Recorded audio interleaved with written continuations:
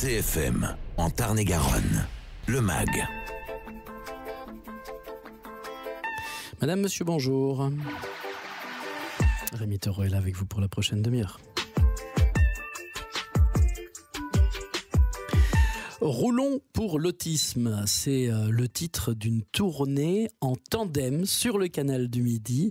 La tournée du spectacle Arthur a poussé son lit sous la lune.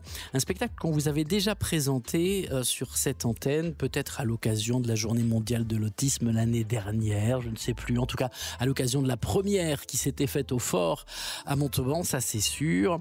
Un spectacle qui met en scène Arthur, le petit garçon de Laetitia Delfour, sur scène également, à la contrebasse et au chant. Bonjour Laetitia.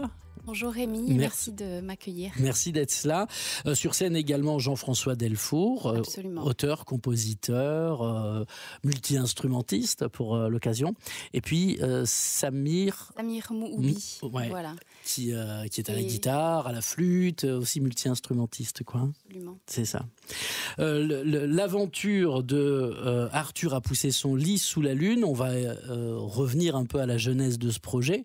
C'est plus qu'un spectacle. C'est un spectacle qui permet de mieux comprendre l'autisme.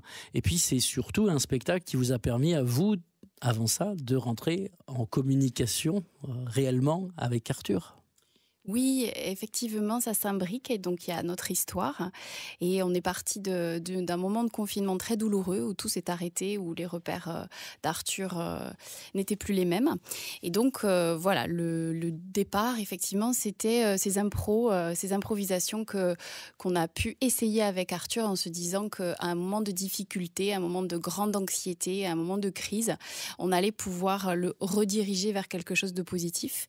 Et comme à la maison, effectivement, Jean-François a son studio, il est allé vers un micro, il a fait une première petite tourne, on a essayé ça. Et quand on a vu qu'effectivement la communication d'Arthur était facilitée par tout ça, on s'est dit allons jusqu'au bout, essayons de le reproduire. Et d'une chose à une autre, en imprégnation, comme beaucoup de choses se font à la maison, Jean-François, il a écrit les chansons du spectacle. Ils sont partis des improvisations. Ces improvisations qui continuent aujourd'hui, c'est toujours des moments clés. Si j'ai bien compris, il y en a presque 2 par jour, en permanence. Il faut tout arrêter dans la maison pour suivre Arthur dans l'aventure de la chanson, c'est ça ?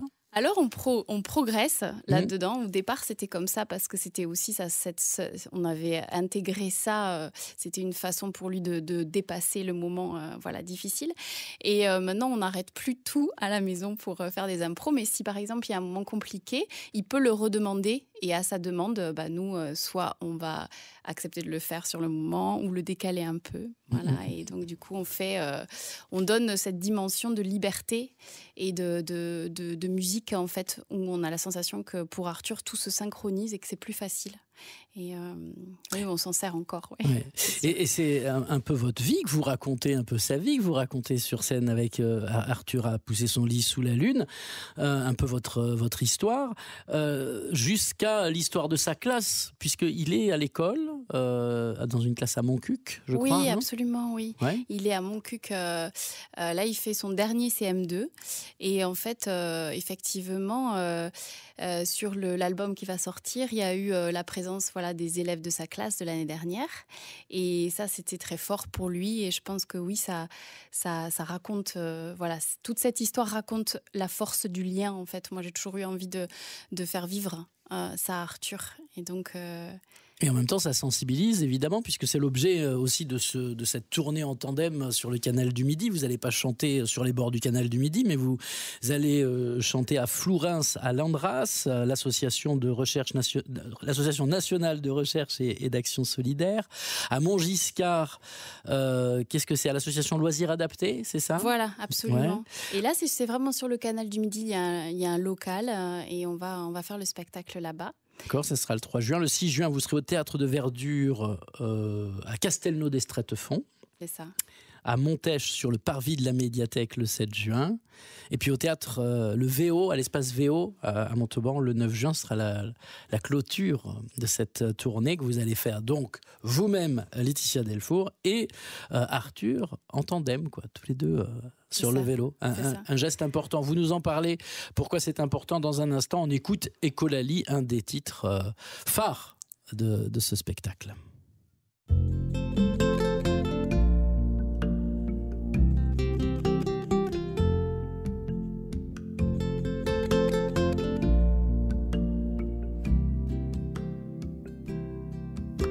On dit que je pars tout seul, c'est pas tout à fait ça. Que je répète sans cesse, souvent les mêmes mots. Je dis les mêmes phrases, tout et plusieurs fois. Quand on ne s'y attend pas toujours quand il faut. On trouve ça rigolo, on dit que je suis bizarre, que je mélange les mots dans un drôle de bazar. C'est pas de la folie, c'est pas une maladie, c'est de l'écolalie, c'est papa qui me l'a dit. Mes amis ont compris ce mot dans la lecture, la maîtresse à l'école l'aura bien expliqué. Arthur à la récré n'est pas un perroquet, il répète en écho les mots qui le rassurent. On écrit au tableau le mot écolalie, à voix quand on le lit. Écolalie, on va le colorier, il devient rigolo, on va même le chanter. Pré maestro. Écolalie lali, le lundi, le mardi. Écolalie lali, mercredi et jeudi. Écolalie lali, vendredi, samedi. Écolalie lali, et le dimanche aussi. Voilà, Écolalie, un texte qu'on avait déjà entendu sur cette antenne, que vous nous aviez présenté, qui est un texte à l'image de l'ensemble du spectacle, d'ailleurs, assez pédagogique, où on explique les choses, où vous expliquez les choses. Oui, c'est important. En fait, Jean-François a écrit cette chanson pour parler de ces moments où Arthur peut parler tout seul. Et en fait, je pense que pour les autres enfants, pour nous, c'est quand même un peu bizarre, il faut l'avouer. Donc, on explique ce que c'est qu'une écolalie. Voilà, c'est l'écho. Ça peut servir à plusieurs choses, une écolalie. Soit on s'en sert pour apprendre, parce que le cerveau fonctionne comme ça, ou on peut s'en servir aussi pour se rassurer. Et c'est pour rassurer, là, du coup, les neurotypiques qui ne comprennent pas bien ou qui vont s'interroger sur ce phénomène un petit peu particulier et dire si jamais vous voyez un enfant qui parle tout seul, il n'est pas fou, c'est pas une maladie non plus, c'est juste un moyen, le cerveau fonctionne un peu comme ça, un peu en boucle, un peu... Et voilà. Est-ce que ça a rassuré les enfants de la classe de CM2 dans laquelle il était à ce moment-là? Oui, vraiment.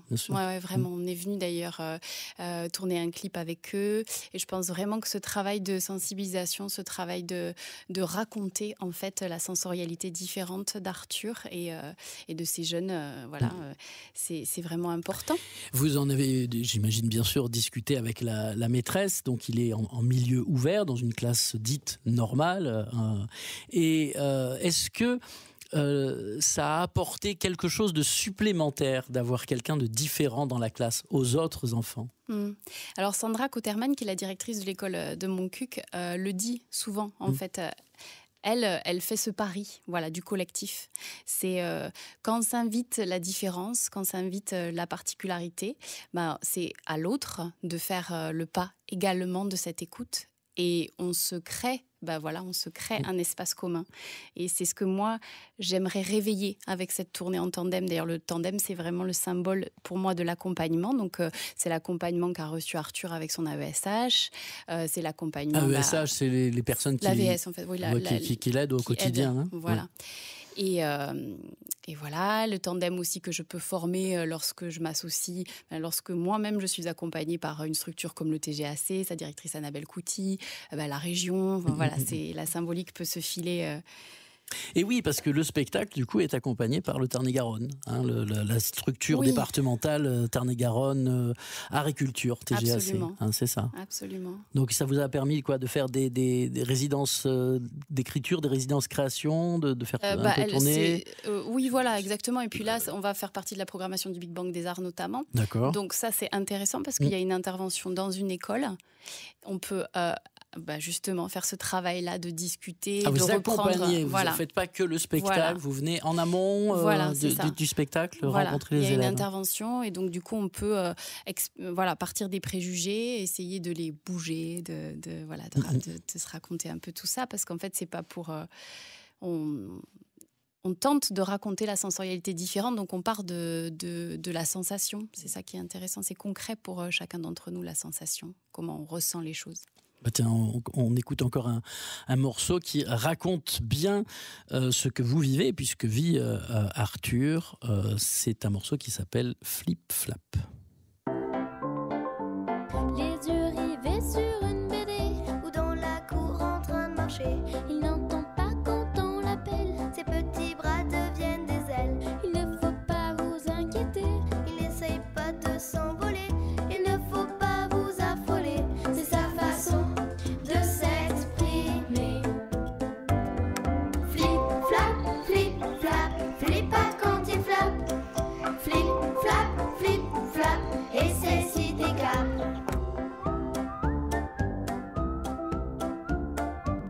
Ne surtout pas le déranger, approchez-vous tout doucement. Essayez de lui proposer de faire une pause juste un instant. Il ne faudra pas vous fâcher s'il ne peut pas vous écouter. Il a du mal à s'arrêter, c'est sa façon de s'exprimer. Flip, flap, flip pas quand il flappe. Flip, flap, et c'est si décap. Flip, flap, flip pas quand il flappe. Flip, flap, et c'est si décap. Et c'est si décap. Alors, Flip Flap de l'album qui sort bientôt, et donc du spectacle Arthur a poussé son lit sous la lune. Ça demande quelques explications, Laetitia. Alors, celle-ci, ça parle du flapping.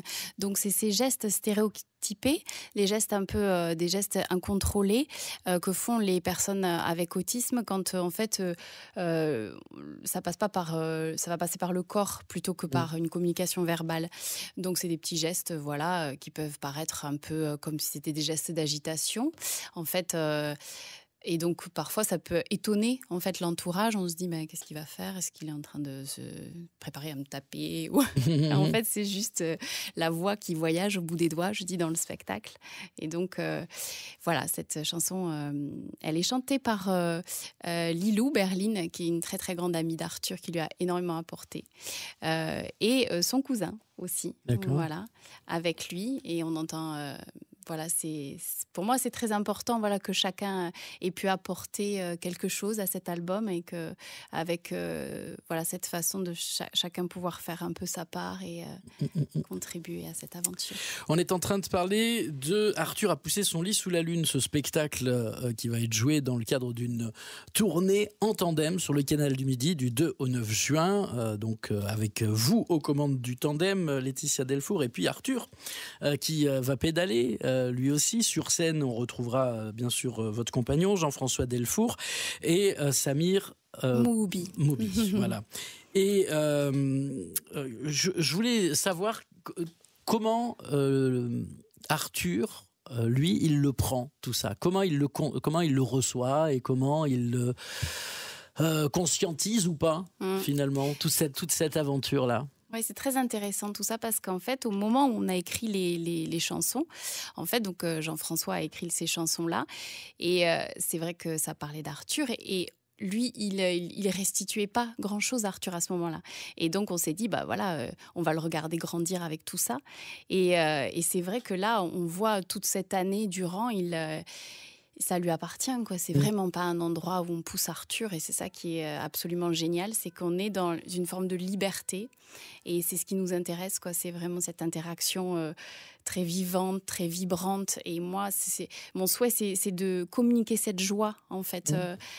Communiquer cette joie, et, voilà, la joie des rencontres, être en musique avec le public et que chacun puisse ressentir pour soi, voilà, voir Arthur et puis se régénérer un peu parce que on parle de toutes ces difficultés qui restent encore si grandes pour toutes ces familles et je pense que c'est hyper important de se donner de l'énergie.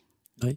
Et ça ne doit pas être tout le temps facile parce que un spectacle, c'est aussi de la rigueur pour que le public puisse le recevoir comme ça et prendre du plaisir à écouter une belle histoire et des belles chansons.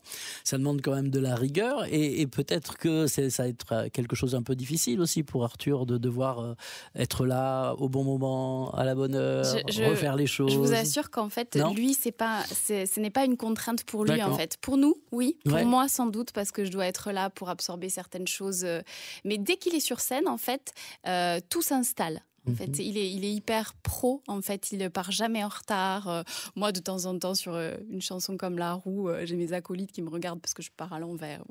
Mais lui, Arthur, ça lui arrive jamais. Il a vraiment, il est vraiment à son endroit, quoi. Donc.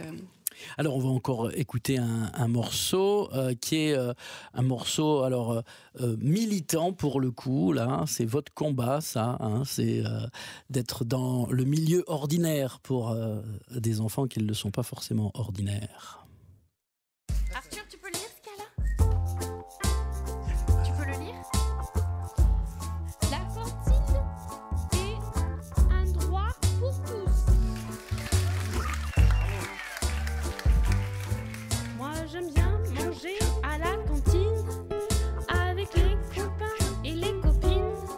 Il faut s'asseoir correctement et se laver les mains souvent. Mais moi j'aime bien manger à la cantine avec les copains et les copines. Il faut tenir bien sa fourchette, finir tout ce qu'on a dans l'assiette. Mais moi j'aime bien manger à la cantine avec les copains et les copines. Je n'aime pas les haricots verts, mais je reste assis jusqu'au dessert. Mais moi j'aime bien manger à la cantine avec les copains et les copines. Mais les assiettes qui se cognent entre elles, la grande louche dans la gamelle et les cuillères dans la corbeille me font très mal aux oreilles. Mais moi j'aime bien manger à la cantine avec les copains et les copines, même si souvent il y a du bruit. Quand c'est trop long, moi je m'ennuie. Mais moi j'aime bien manger à la cantine avec les copains et les copines. Au milieu d'eux, je suis heureux. Je ne suis pas seule, je suis comme eux. Voilà, il y a toujours une interprétation d'Arthur. Donc je disais, oui, le côté militant, c'est ça. Il y a droit lui aussi à la cantine, comme il a droit d'être dans une classe ouverte. En fait, oui, ce droit à la cantine, il n'a pas à être discuté. En fait, voilà, manger avec ses pairs quand c'est possible et se rapprocher toujours de ses possibilités, de les travailler. En fait, je pense que c'est assez affligeant quand on vous demande une lettre de motivation pour que votre enfant puisse manger à la cantine, quand vous savez Oui, ça sent le vécu, là. Voilà. Alors, sur le spectacle, on a balayé, en fait, cette histoire. Et en fait, ça n'est qu'une joie. C'est Arthur danse cette chanson et on a voulu... je brandis mon panneau de manif en disant c'est un droit pour tous. Mais il faut que ses parents, il faut que les familles sachent que c'est un droit pour tous et qu'on n'a pas à vous dire vous devriez vous sentir heureuse. Ben non, parce qu'en fait, quand on ne peut pas laisser son enfant à la cantine, ça veut dire qu'on ne peut pas reprendre soi-même son travail. Ça veut dire qu'on s'organise sur des horaires complètement incroyables et que c'est pas possible, en fait, ce genre de situation. À un moment donné, il faut que la vie puisse reprendre son cours et que, évidemment, c'est sans doute pas si simple, mais il faut faire une place, une petite place et s'organiser. Qu'est-ce qui va devenir, Arthur, l'année prochaine ? C'est milieu ordinaire, milieu spécialisé Oui, alors cette histoire d'avenir pour nos enfants autistes, voilà, c'est des montages. C'est pas très joyeux en fait parce que j'hésite toujours voilà, sur cette posture que j'ai de maman. C'est pas simple en fait parce qu'on est obligé on nous dit que effectivement c'est l'inclusion, l'heure est là, donc mais il n'y a jamais de place. Oui. En fait, ça fait 20 ans que ça ne change pas, cette histoire de place. Alors moi, je m'interroge sur, en fait, je pense qu'on relève les besoins, je pense qu'on les compte, nos enfants, ils font partie de ces classes et qu'à un moment donné, je ne comprends pas pourquoi... on n'a pas les moyens en face. Et pourquoi il n'y a pas de place ? Ça, cette histoire de « il n'y a pas de place », pour moi, c'est totalement incohérent, en fait. Et c'est très violent, ce qu'on nous renvoie. Voilà, donc... voilà, je pense que je ne suis pas là pour... mais il n'empêche que voilà, ça reste... Il y a des moments d'indignation quand même où ça manque de cohérence. Voilà. Arthur a sans doute eu de la chance pour le primaire et j'espère que pour le collège, voilà, ce sera tout aussi inclusif. Et là, il y a une véritable volonté à Montcuq de ce principal, Monsieur Gilles, qui est déjà venu aux réunions et qui essaye de construire. Donc, je me dis que ça change. Mais c'est encore trop rare et ça dépend encore trop des individualités. Voilà, c'est... Oui. Pour l'heure, on se concentre sur le spectacle. Et la tournée en tandem sur le canal du Midi, ça démarre par Flourens, qui est un peu à côté. Et puis ensuite Montgiscard. Donc ce sera à Flourens le 2, à Montgiscard le 3, à Castelnau-d'Estrétefond le 6, à Montèche le 7 et à Montauban le 9. Comment ça va se passer ? Tous les jours, il y a du vélo sur la vélo-voie verte, là, qui longe le canal, oui, c'est ça ? Alors on va faire à l'écoute d'Arthur. Il va y avoir un moment important le dimanche où on va vraiment rouler de Montgiscard à Toulouse. Voilà. Et après, entre Castelnau-d'Estrétefond et Montèche, entre Montèche et Montauban également. Voilà. Et je voulais ajouter quelque chose qui me paraît très important, c'est le partenariat avec une association qui s'appelle les 400 coups à Montauban et qui va mettre à disposition des gilets vibrants. Tout à l'heure, on parlait de sensations et de flapping et tout ça. Et c'est ce qu'il y a aussi d'innovant dans cette tournée, c'est qu'il va y avoir donc des enfants particuliers qui vont pouvoir utiliser ces gilets vibrants pour pouvoir ressentir d'une façon immersive le spectacle. Voilà, et je voulais les remercier.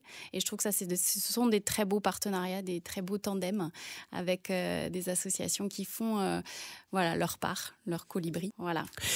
Roulons pour l'autisme. Arthur a poussé son lit sous la lune du 2 au 9 juin en tandem. Donc, merci Laetitia Delfour d'être venue en parler sur CFM Radio. Nos amitiés à Jean-François Delfour, à Arthur bien évidemment, qui est à l'école à l'heure où on se parle. C'est ça. Merci beaucoup Rémi. Et puis à Samir aussi au passage. À bientôt. Merci. Vos podcasts et replays. Podcasts et replays. cfmradio.fr